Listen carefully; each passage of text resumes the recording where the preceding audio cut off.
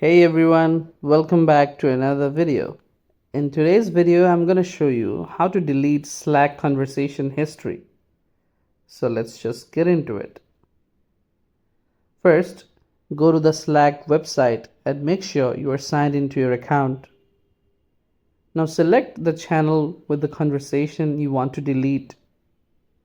Right click on the channel and select View Channel Details.